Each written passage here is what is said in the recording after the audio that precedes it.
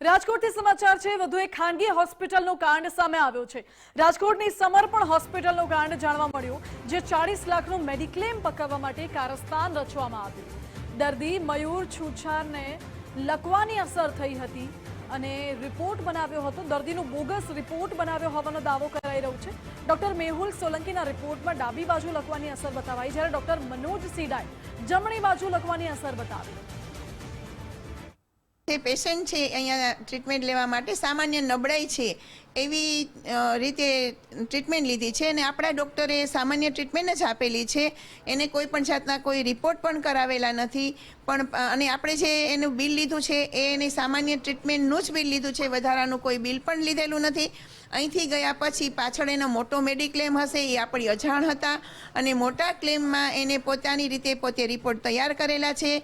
આપણા જે પેજ હોય એનો મિસયુઝ કરી અને આપણા માણસની આગળ મદદ લઈ અને તેને ખોટા રિપોર્ટ કરી અને ખોટું એને ક્લેમ માટે મૂકેલું હશે, પણ એ પોતે ખુદે પેશન્ટે સ્વીકારી લીધું છે કે આમાં મારી જ ભૂલ છે ને મેં જ ભૂલ કરેલી છે। આમ તો ડોક્ટરો છે, તબીબો છે, તે દર્દીઓને એક ભગવાન સ્વરૂપે જોતા હોય છે, કેમ કે દર્દીઓના જીવ બચાવવા માટે તબીબની મહત્વની ભૂમિકા હોય છે। પરંતુ રાજકોટમાં એક બાદ એક એવા કૌભાંડો સામે આવી રહ્યા છે કે જે આ તબીબની જે સર્વિસ છે તેને લાંછન લગાડે। રાજકોટમાં વધુ એક આ પ્રકારની ઘટના સામે આવી છે। રાજકોટના જે રામાપીર ચોક નજીક સમર્પણ હોસ્પિટલ આવેલી છે, આ હોસ્પિટલની અંદર આ કૌભાંડ થયું હોવાની વાત સામે આવી રહી છે।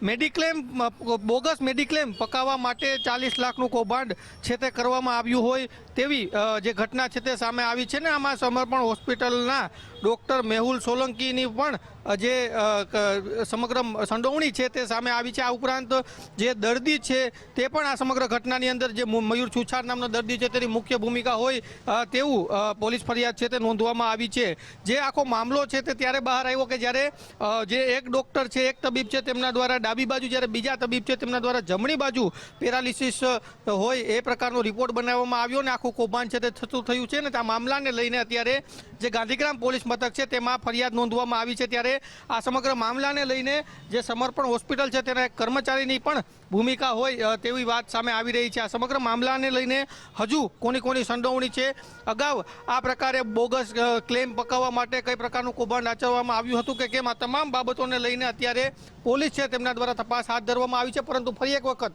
જે તબીબી દુનિયા છે તેને લાંછન લગાડતી ઘટના રાજકોટમાં સામે આવી છે।